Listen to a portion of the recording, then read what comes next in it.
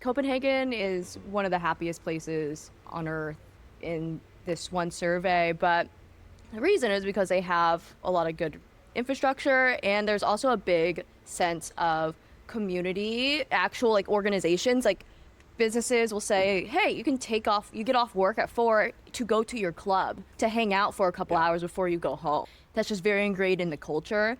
And the American hustle culture can be very toxic, and I get caught up in it a lot of the times of saying, oh, I need to like be working right now because I don't have time to relax. Like I need to do work on my business. But there's something I learned like very early on was like, don't mix your free time with availability. And just because you are available to work doesn't mean that you should. They've got you boxed in. Old habit, you draw the curtain.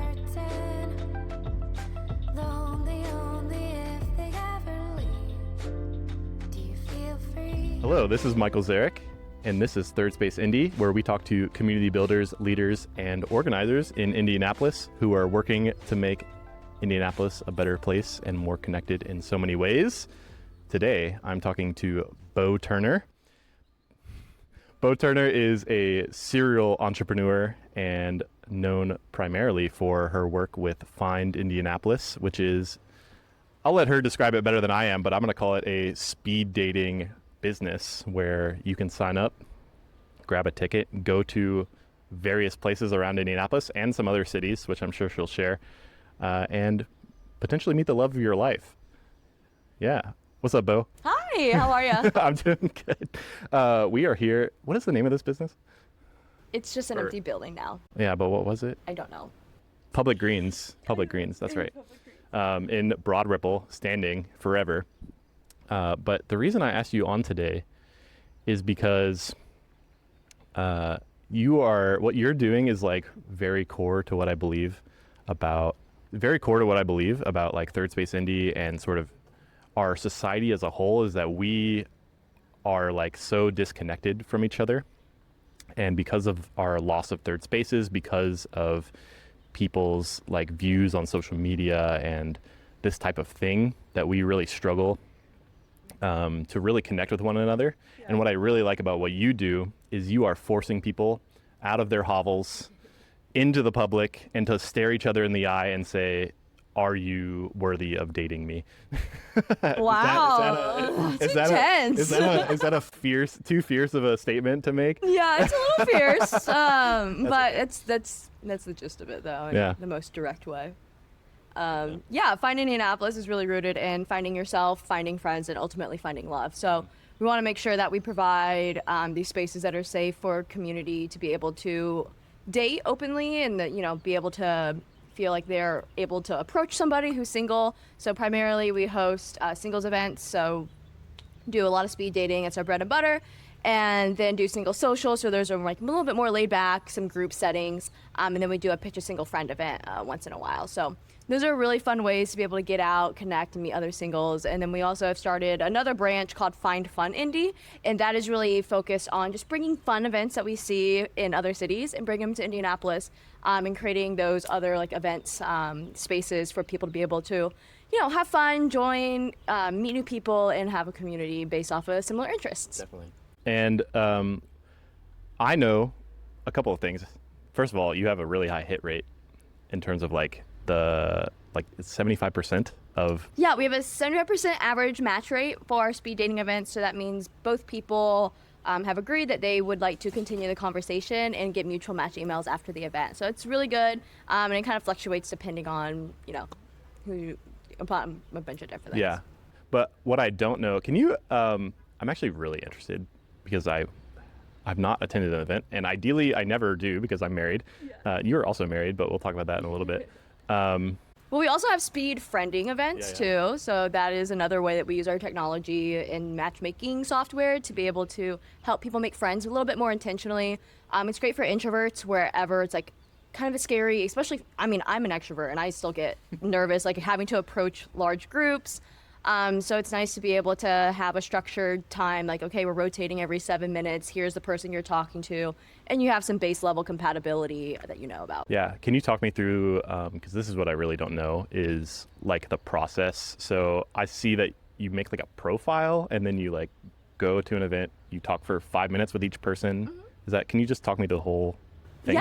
Yeah. For standard speed dating, we have events for different age groups, orientations, and then kind of different themes and social groups. So, for example, we'll do ages like 21 to 30. We'll do a Christian speed dating group. We've done men seeking men and sapphic. So pick a speed dating event that makes the most sense for who you want to be dating. And then you'll buy a ticket online. Once that is bought, then you create a dating profile through our exclusive software. And it's really awesome because nobody else in the Indiana region is using this software. So it is able to, you have a profile and it tracks all of your dating history. So you can list your name, phone, email in there, and then your dating preferences. So if you have kids, if you are open to dating someone that has kids, a lot of times for speed dating, we're just doing those high level kind of deal breaker questions. And then as we get into other events, we kind of go into more specifics. But for speed dating, kind of high level. And then we use that software to match you during the speed dating round. So it really is a tool. It's not a dating app. So you're not a lot of people, sorry to interrupt. You're not necessarily meeting with every single person at the event. No, that's a complete waste of time. Totally. Complete waste of time. And also we have like 60 or 70 people at an event. You would be there for hours. Even if you met with one person for 2 minutes, that would be insane. So we meet based off of compatibility. So you get matched with the highest people in your compatibility scores, and then you'll talk for 5 minutes. After each round, you'll note on your phone if you would like to continue the conversation or not. And if you both say yes, you do, then you'll get a mutual match email sent at the end of the night saying like, hey, you and Michael matched. Here's our contact info. We send out emails, and then you'll be able to continue the conversation that way. That's so amazing. And I just want to say, and I told you this already, but one of my good friends, I can say her name, that's not scary, Kira, she and her boyfriend met at the very first event they attended.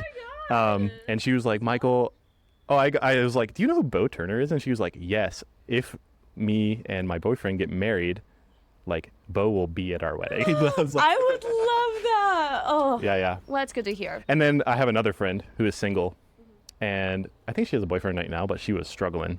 And I told her about your events, and she's like, I am not going to that because I don't want to be on a game show. Because she saw the I'm going to get there. Give me a second. I saw your face.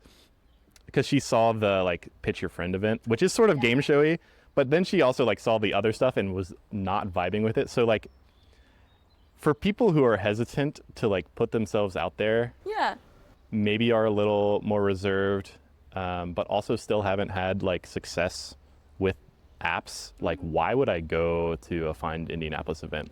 It's not like a game show. I don't perceive it that way. So sell me on it. For speed dating, we get this a lot. People kind of have different connotations to it. A lot of people have the old stereotype and stigma that we are sitting and rotating in a very stuffy way, which is not the case. We move around every single time. It's also a really good place just to meet new people and practice talking to people in real life, because texting on the apps, if you're not a good texter, you're probably not doing too good on the apps. It's very bad communication. Number one, I'm a bad texter. I text for logistic purposes, and I don't care. I don't want to talk conversation via text. So basically, it's a great place to let your personality shine, especially if you're funny and you have kind of quirky sayings and things. Really like speed dating for letting people's personality shine. And also you get to feel the vibes first. I'm more of a vibes person where I know instantly or within a few minutes on if I'm gonna kind of connect with this person on a friendship level or a dating level. And that's why I always tell people, don't come into the mindset of speed dating you have to find a boyfriend or girlfriend after you leave this event. That is way too much pressure. and not healthy for It's also anybody. probably like not the best mentality to have. No, it's like good to come with an open mind, say like, okay, I'm going to make some friends here. And that's how the best relationships start, is with friendships, you know, and then you get to know them a little bit more. And then if, you know, something romantic comes out of it, then great. Do you feel, I think about this a lot. Like, do you feel like especially qualified to talk about relationships as someone who's married? I feel, so there's a, you know, you just said like friends are the best way to like find a relationship, but there's always that thing, it's like you shouldn't date your friends, but it's like, no, who else are you supposed to date? Like my wife is literally my best friend. We hang out all the time. I imagine it's the same for you, not your wife, your husband, but and I hope it's the same for anyone who finds a relationship that is long lasting, because if you don't like hanging out with who you were around the vast majority of the time, you're not gonna for sure have that, not gonna have a good time. Any thoughts? I mean, I've been through the dating field. Like, I was on the apps. I met my husband on the app in Hinge about 5 years ago, before COVID. So I understand. You found success on the app. I did, but the apps are very different nowadays. I mean, that was 5 years ago. Yeah, like, definitely. Things change in 2 months, let alone 5 years. So, I think the dating apps are good in the sense of it lets you see a bunch of people that you might not have, you know, seen otherwise, but it doesn't work for everybody. Like, not every single person is going to find love on a dating app. So we're just giving people an option to be able to meet in person whenever they feel comfortable and ready to do it. A lot of people do it in tandem. A lot of my friends come to my events, and then they also like are on the dating apps once in a while. So it's just a way to meet new people that currently there's not a lot of spaces for singles to feel comfortable to meeting, besides, you know, going out to a bar and hitting on somebody in a bar. Yeah, definitely. Like, that's not super conducive. Mm-hmm. All right, I'm gonna subtweet further to my friend who was afraid to come. So, have you found that? I'm just so interested in dating because I don't do it anymore. So you probably have a lot of observations. For people who are like particularly picky, height-wise, you know, any type of pickiness, like religion, personal beliefs, like I would never date a surfer, or I would never date a guy who plays soccer, that type of thing. Have you found that your service sort of breaks through those barriers of I've had these preconceived notions about these types of people, Yes. and like, oh, I found a short king. Yeah. My number one rule, and I put on every single email before, is like, number one rule is come with an open mind. If you're coming with a very set, strict checklist of who you're coming, honestly, just don't come. Like, that, not saying that those people aren't going to be there, but if you're just checking, if people are just check marks off of a list for you, then that's not the best way to date, in my opinion. My husband is not my type, my stereotypical type. I married a professional gambler. Yeah. Never would I have thought that 15-year-old me would be marrying a poker player. But it's like, there's so many more things and factors that I really appreciate and love about him that is not directly correlated to his career.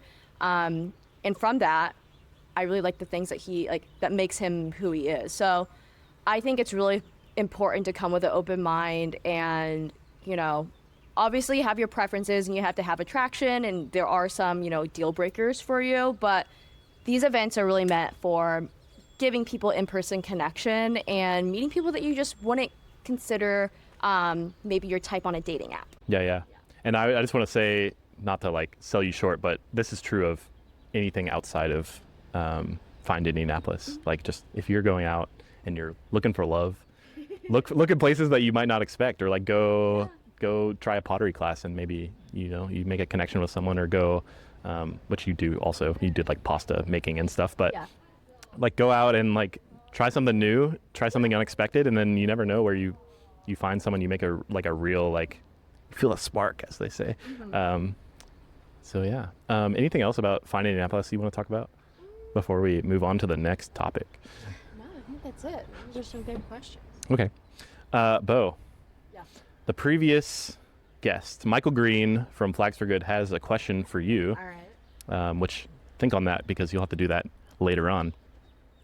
Michael Green, he asks, is there something that is core to your identity, like deep down, deeply core to who you are, and how do you express it? Deeply core to my identity and how I express it. There's a couple things. I think one would be being an Asian adoptee. I really like it's a really special thing that I've grown to like over my adulthood. Not saying when I was a child it was bad, but I didn't really understand what it was until I got older and how special it is, and especially how grateful I am to be in the States versus being in China. I studied abroad in China in college just to go over there and experience the country and culture. So I was over there for about 6 weeks, and it's a lovely place to visit and to be a tourist. Yeah. But it's not a place that I would ever want to live. Sure. So that was fun. That was like a really eye-opening experience. It really made me grateful, and also just like makes me take chances and opportunities I probably wouldn't have otherwise if I didn't go to China. It's just like knowing all of the different freedoms and, you know, things that we are able to do here, regardless of the political climate. There's just those core values that America really kind of has. Is that the first like major trip you took? No. No? Okay, I was just wondering because I know you like traveling. Yeah. Yeah. Okay. Yeah, and that was actually my second one. Is traveling is super core to my identity.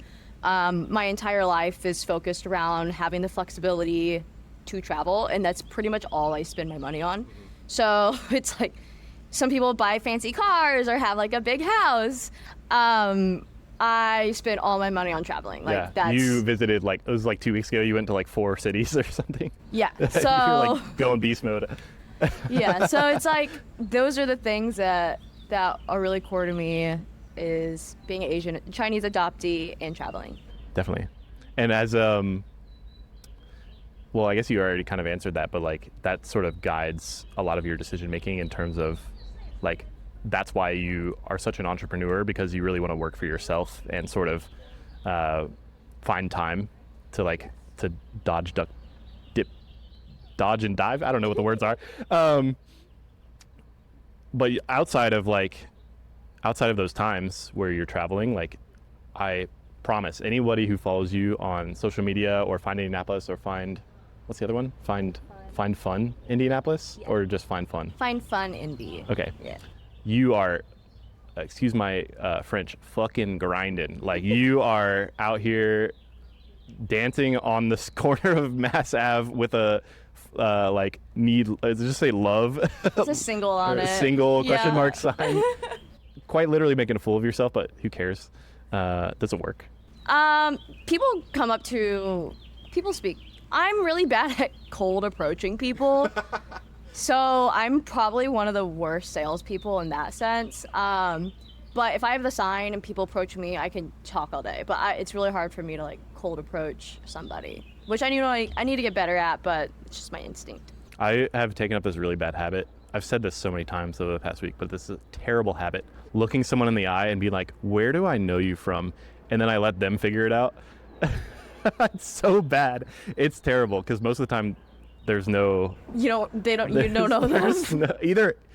Either I think I know them and there's actually nothing there, or I absolutely don't. And then it's like, but then we start talking, and then it's like, that's my cold approach. It's just causing immediate confusion. It's terrible. Right. Good to know. But sometimes it works out. I don't know. Yeah. It's and I also am a really good person of being like, just like also looking someone in the eye. I think that's the important thing, is like meeting someone where they're at, making eye contact, and then they're locked in, they're stuck, and you just go, who are you? Like, what's going on? I literally say that a lot, like, who are you? And I think people love talking about themselves. Bo, Third Spaces. You claim to be very passionate about this, and I'm sure it's true. Tell me your feelings about the state of the world in Third Spaces, on Third Space Indy. Yeah, listening, the lack of third spaces in America is really sad compared to like Europe, or pretty much Europe. And it's like, I was trying to think of Asian places have third spaces, and they do a little bit, but So speaking of like China, did you know that mahjong is on the come up in America? Do you know what mahjong is? Yeah, it's like an old Chinese board game, and I always think of like stereotypically like an old Chinese lady with a cigarette in like a smoky like warehouse like playing mahjong. That's like a third space in a lot of ways. That's good. But like I'm thinking about talking to a mahjong person. That'll be interesting. Yeah. But yeah, like why do you think third spaces are like struggling to find footholds? I think it's capitalism. Okay, yeah, it's just that easy. Because, I mean, the fact is, like, and I get it, like, I'm a business owner, like, you need to make money if you're providing a service or product. And I feel like the government and the city needs to take ownership of creating, or a nonprofit, like, something that there's not a, you know, for profit tied to it, where it's a community space where people can gather, hang out. My favorite place that I consider the third space that I found in Indy, and there could be other ones, but the ones that I've seen is like Midtown Carmel, and that's in Carmel. They have picnic benches, seating, and it's like the seating that's welcoming for people to actually gather and hang out. It's not like park benches. Like you can't talk to people on park benches. And they have like the ping pong tables. They have those free movie nights with the screen. And then there's Commerce Around, which is like a very much like a town square that you see in Europe. Like there's a free space where people can hang out. It's safe. It's very family friendly. And then there's Commerce Around. So if people want to get a drink or get something to eat, they're welcome to. But there's not a pressure of, you know, having to spend money to be able to just to be around other people. Which I think coffee shops are a really good third space in the sense of like that's all that we really have right now, and it's low barrier to entry. You can get a cup of coffee for like $3 to $7. And you'll probably see similar people around there, but a lot of times people are working, like they're on their laptops. There's not a lot of just open mingling, so that's one of the reasons why I really am excited about like these coffee club events that we have scheduled for FIND Indy. It's turning a coffee shop into a rave at 11 o'clock a.m. Bro, that was the reason Michael Green wanted to give you a high five. Oh, really? Because he was like, we just need a place that sells bagels, like good bagels, not like Einstein bagels, and just like has a DJ there. He goes, I have a vision. I was like, you know, Buzz doing something like that. He's like, yeah, I want to give her a high five. I was like, so sweet. He's like, I really want to go, but I'm going to be out of town. And I was like, okay. Well, there's more than one. Yeah, we there's just like 4. scheduled some more. We have one a month, so we'll kind of see how that cadence goes. I didn't mean for this to be a giant ad for you, but also I love what you're doing. So it's. Oh, I've been saying a couple things recently that I hope vibe with you a little bit. First of all, you can't build true community off a transactional relationship. I truly believe that. If you are just like, I don't know, you don't have a real friendship with the person at the farmer's market, if you just go up and buy. But if you sit there and like are building a relationship with them, that is when the true sort of community happens. And then the other line that I'm what's the word? Like working on is that like a lot of businesses, and this is just a fact, a lot of businesses use the word community when they mean customers. I don't want to call anyone out, but there's a couple out there who are like, oh, we love our community. It's like, no, you love the people who buy from you, which of course, like you need customers to sustain yourself. But it's definitely just a marketing term. And I think that definitely plays a lot into this idea of like capitalism putting pressure on third spaces to sustain themselves. But there's lovely spaces around. I interviewed a guy named Bill Brooks. He runs the Urban Times last week, and he hangs out at the Red Door Cafe, which is a coffee shop downtown. Yeah. I have never been somewhere where every single person in attendance at a coffee shop just like they all know each other by their first and last name. They say, how you doing? And it's like they must all go there every day because it was so nice. I couldn't explain. Yeah, it was amazing. So like to your point about like coffee shops being that, and that's kind of what like in England I think of like the neighborhood pub or yeah, and everything is just more walkable in different cities. Like I think that's a big thing that hurts our like the American culture is like the suburbs and just the land development and rezoning and the zoning of everything. I watch a lot of YouTube videos on this. I'm not an expert, so all my knowledge is YouTube. You don't It's know just me? they just send me, the algorithm just sends me stuff about this, but they always say, I can't remember, it was like Copenhagen is one of the happiest places on earth in this one survey, but the reason is because they have, you know, a lot of good infrastructure, and there's also a big sense of community, actual like organizations, like businesses will say, hey, you get off work at 4 to go to your club, like to hang out for a couple hours before you go home.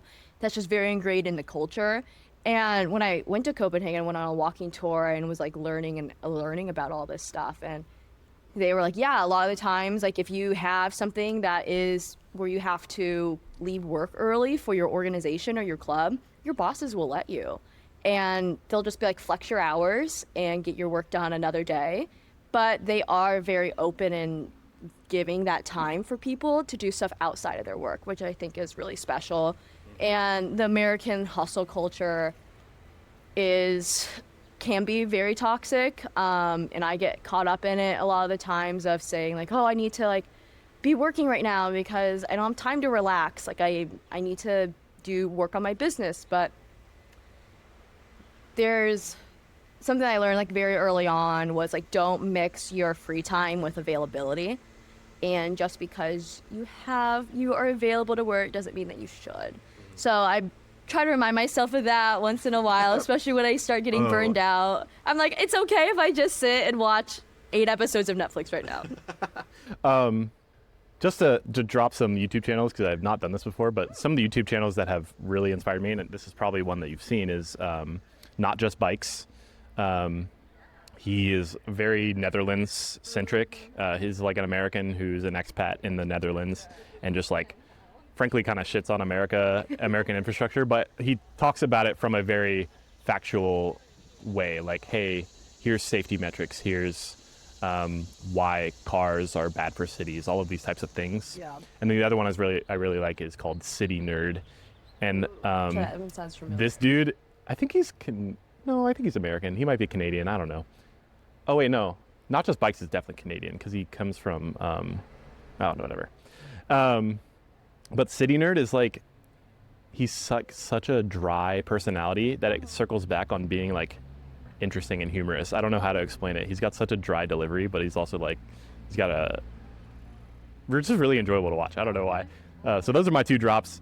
I want to say yesterday, I talked to Chelsea Marburger, who used to be the director, CEO, I don't know what her title was, of the Speakeasy. And she told me she knows you, and she works at the Propileum now, and the 2 employees that were there were Chelsea and Kelsey, and I was like, oh my God, save me.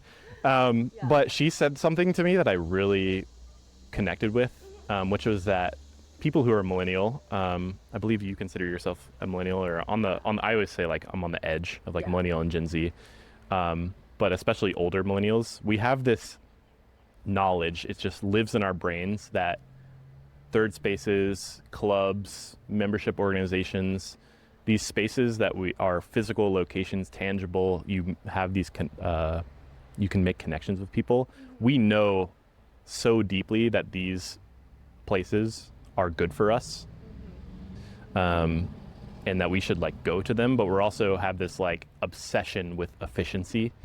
So if you can seek out information or get something done more quickly than going to one of these places, you're just going to do it. That's like why Uber is a thing, why Uber Eats is a thing. Like, rather than taking the time to go pick up your pizza at the pizza shop, you just have it hand delivered to you by your personal servant. Even though you know, like, going and like looking someone in the eye and thanking them for your pizza is like way better for you as a society and as an individual. Do you have any like, does that like connect with you also?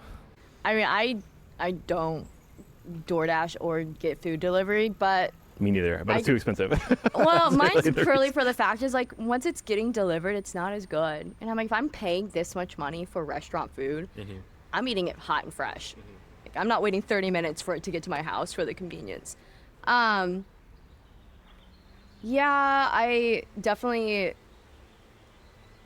So I think it goes back to college. Like, why do we all miss college? It's not because we were broke and we all partied all the time. Like, nobody wants to do that anymore. But it's the fact that we operated like a little city, like in Europe. Like, if you lived on campus, you just walk to classes.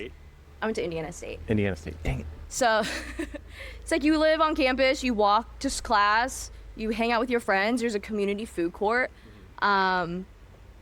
You have extracurriculars, you have organizations, fraternities, sororities, academic organizations. So you're always around your friends. And even if you do like commute, it's still, 5 or 10 minutes away.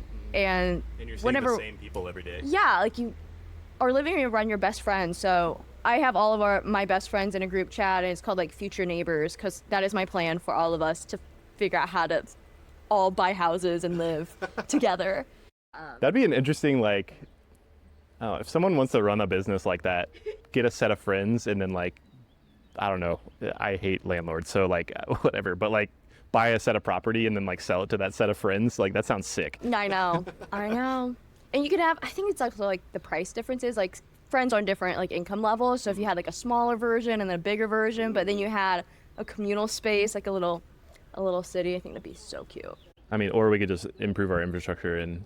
But though, even apartment buildings exist. A lot of my friends I've never lived in an apartment building, but my friends have, and they say the community, like, sucks. Like, there is no community in an apartment building. That's because you can't really... I know, but, like, American apartment buildings are so poopy. That is actually, like, a dormitory. You have your own separate dorms. Yeah. But I think apartment buildings would also do a lot more to help connect their residents. Yeah, definitely. Yeah. I mean, that's why your RA is important. I was an RA. Yes, you're RA, because they help you. They need to get RAs in apartment buildings now. That would be crazy. Imagine like, imagine being like a 40-year-old man being like, I talked to the RA, or like going to the RA, be like, I smelled weed down the hall, man. That would be terrible.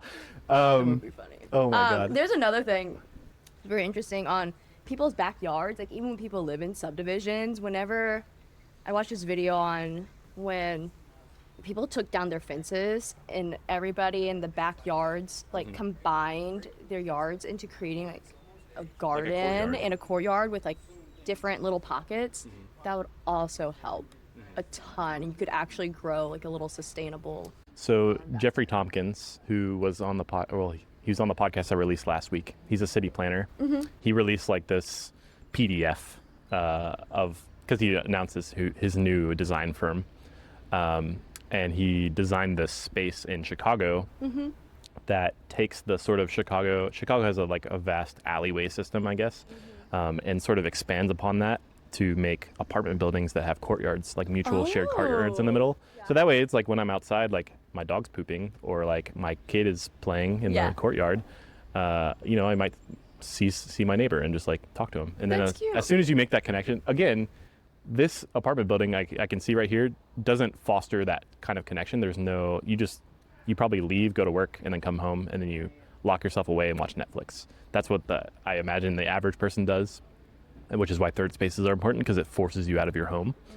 But if you have that sort of communal space, your lived environment is fostering an opportunity to like meet someone. That's when you really find that community. Yeah. That's how I see it. I know.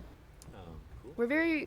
Humans are creatures of routine, so unless somebody breaks it for you or you have that instinct to break it, it's not going to change. So there's something I think about, and I don't know if you've ever thought about this before, but if you walk around over in our neighborhood, are you comfortable with me telling people that we live around here, live in Broad Ripple?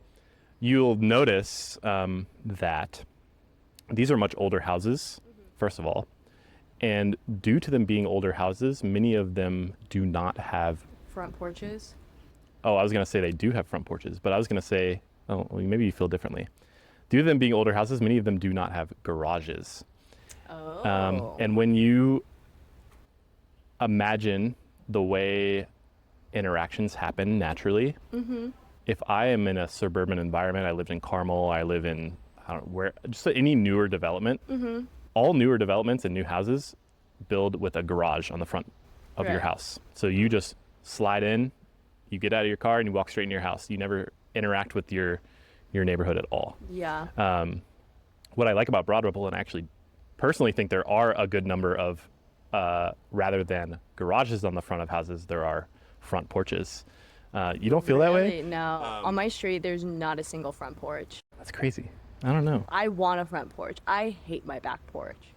But like this change in design, at least from my perception, maybe not yours, of moving away from having a communal space in the front of your house to having a garage that you just go into, has totally removed the ability to See who your neighbors are. to see who your neighbors are, or like have the 10 seconds that you walk to your house, walk into your front door, to like have a chance to like see the mailman or like see whoever, is like another just way that we have removed the ability to make a connection. I never thought about garages, but that makes sense. Yeah. I want to know, so do you hang out in, you have just from my perception, you had like a pool in your backyard or something, right? Or is that someone? It was just an inflatable. Yeah. Do you have like little house parties or? Sometimes I would love to. I've actually want to do that. But for we my live 2 birthday. blocks from each other. Invite me over.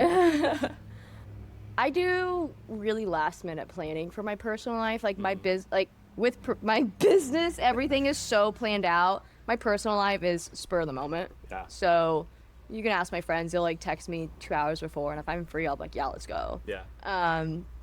But I'm really bad at planning like personal things long term. But I would love to have a house party. That'd be fun. Actually, we do have parties for like Chinese New Year. We always have people over, and for like our birthdays. So yeah. Because of this podcast, I have started to meet more and more people in Broad Ripple, and I like them all because when I meet people through this podcast, it's specifically because I like them that they are either on or like I'm talking to them about it. And I've always wanted to have like a dinner club, like do once a month, like pick someone's house, they're gonna cook and host, and then you have the people over and you say, hey, bring a drink or bring a whatever, bring a side. Yeah. And then like maybe we talk about that later. Yeah. But I just like the thing you're gonna have, depends on how many people. Broad Ripple houses are small. That's the only thing. I got a big table in my house our tiny kitchen. Is old and it's not open concept. But this is why we have backyards. That is true. We do have big backyards. We do that. Actually, we have Asian dinner, so we have a group chat on Instagram with a bunch of Asian people in Indy that we're trying to build that community. So we have monthly dinners for. Is that Asian Patrick's group thing?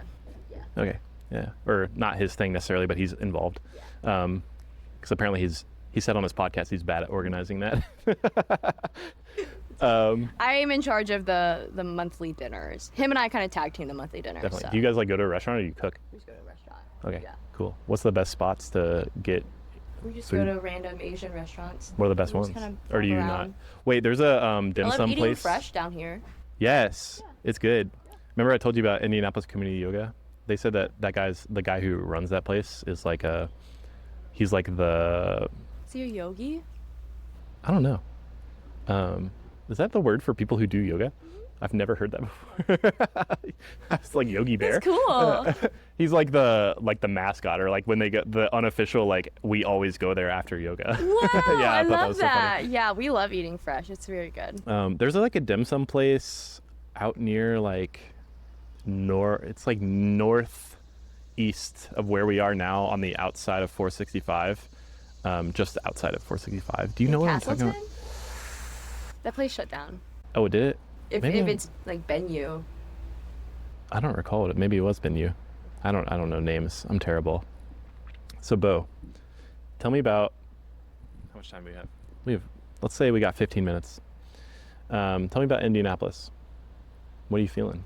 Do you like Indianapolis? You moved from Terre Haute. Well, not directly, right? And then you went to Up in Terre Haute. Indiana State, Yes. and then you've been here since? Yeah, I went to Indiana State, worked a couple years, and moved here 2020 when I met my boyfriend at the time, and then husband, Yeah. husband. So it all worked out. Moved to Indy for a boy. But all my friends are here, so it worked out well. Were your friends here because of Indiana State, or because like Yeah, pretty much. everyone just came here? Pretty much all my friends went to Indiana State, and then now live here. Yeah, it's good. I like it. My family is, an hour and a half away. in Terre Haute, so you can still see them once in a while. Indy has a lot of good people. I really like the little neighborhood pockets that you can go to. Like every neighborhood's a different vibe, like Broad Ripple versus Mass Ave and Fountain Fletcher Square. Yeah. And then also I love living in Broad Ripple specifically because we're in between downtown and Carmel, so you can like bop between those, and it's not an You're the entire only person I've talked excursion. to who's like into Carmel. Really? That's true. That is true. Like, I think the average person on my podcast has like beef with Carmel. Wow. Well, I agree. Well, I only know. I've never had any issues with Carmel, so I like Carmel. I'm neutral on it. It's like, oh, I went up there for Good the. people up there, so Yeah. There's good I people know- everywhere. I don't know, unless there's a lot of jerks up there, then maybe I wouldn't like it. But I know there's jerks everywhere.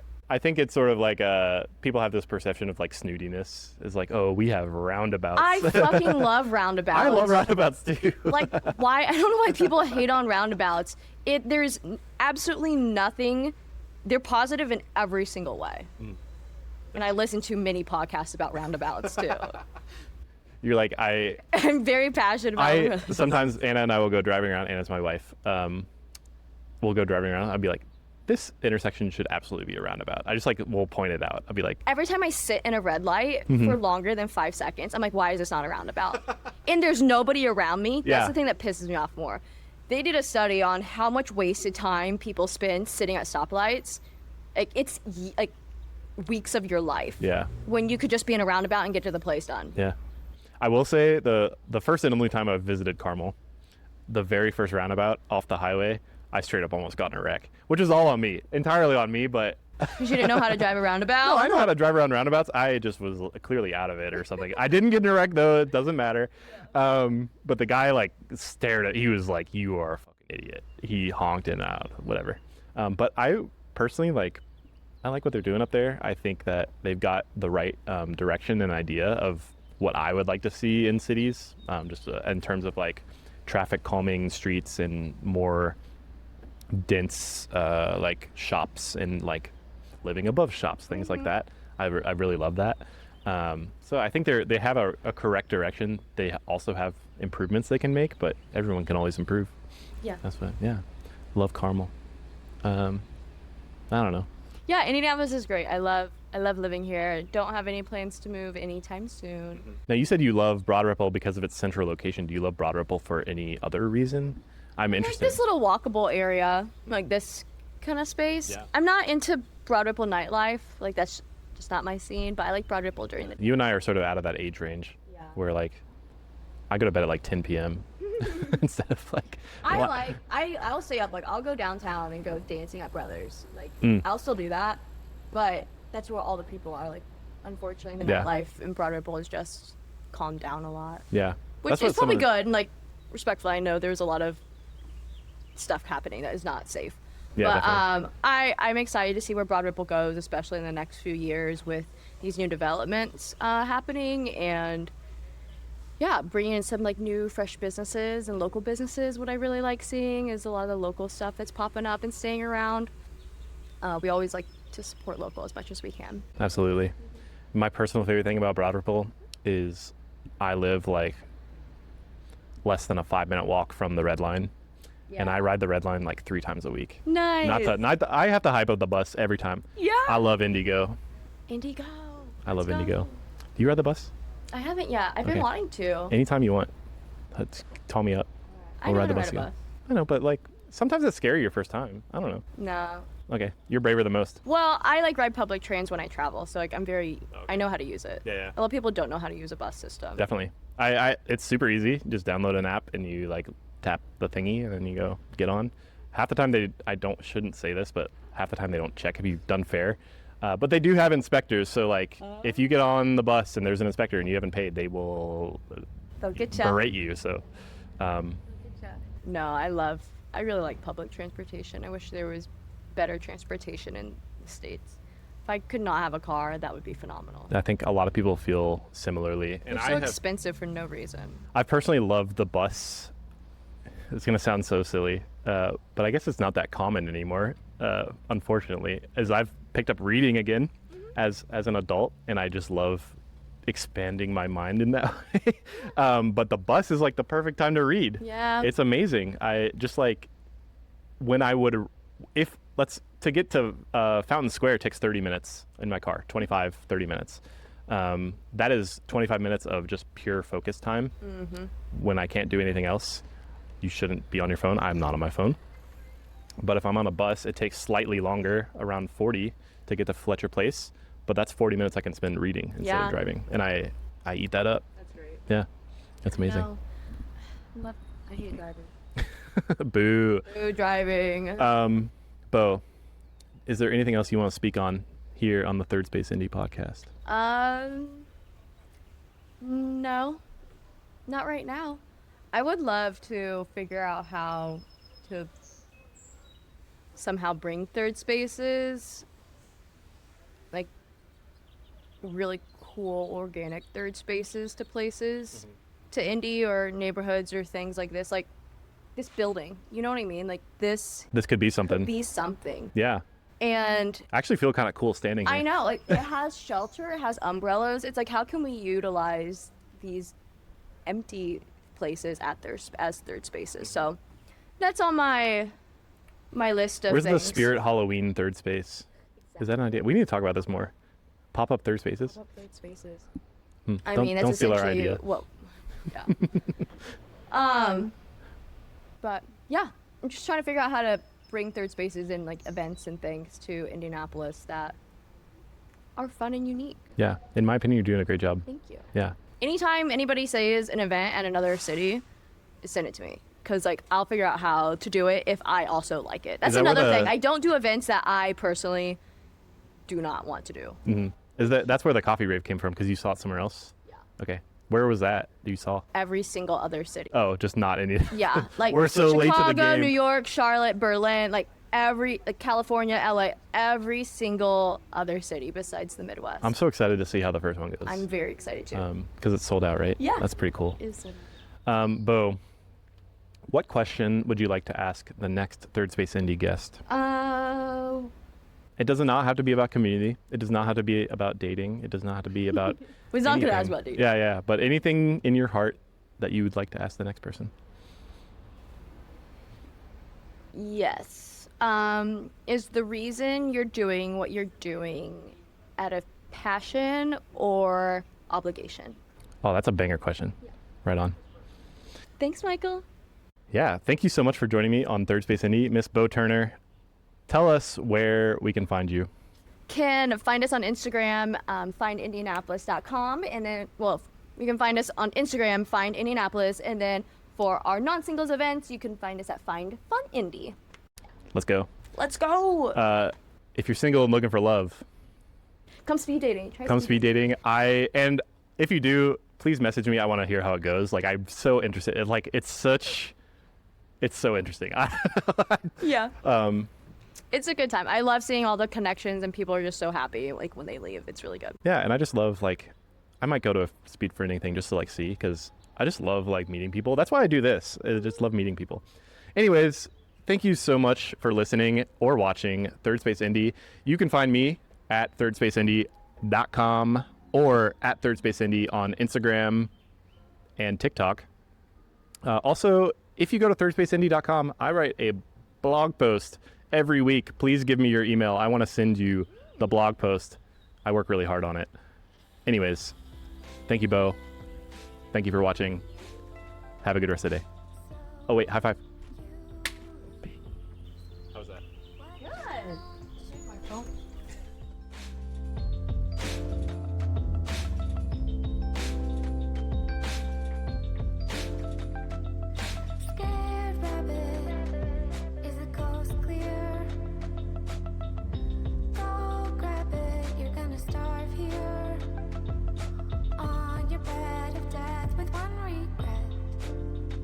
Never said